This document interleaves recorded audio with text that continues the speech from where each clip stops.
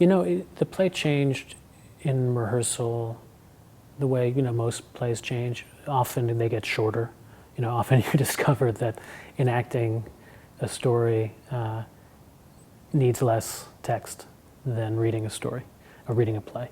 I always tell my students that a play is a story that happens as opposed to a story that's told. This play cuts against that advice in a lot of ways because there's lots of storytelling. Within the play, there are characters that say, let me tell you about the time, Paul says, let me tell you about the time I met Mother Teresa, or let me recount this memory.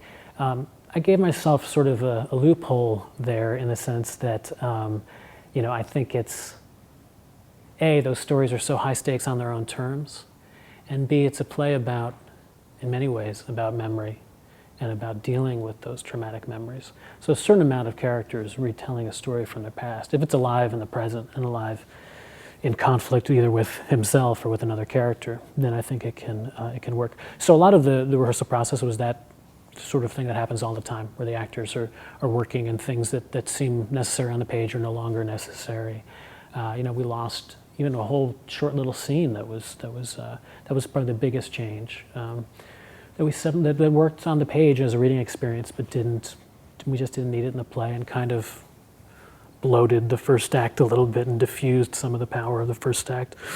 And then you just gain all kinds of insights just from the specific emotional connection of the actors and the director and the designers to the piece. The way they interpret the characters does end up changing many things, many small things. This play had a fair amount of development beforehand. In the new play world, there's usually sometimes a few years of readings and workshops, everything from a cold reading to a rehearsed reading.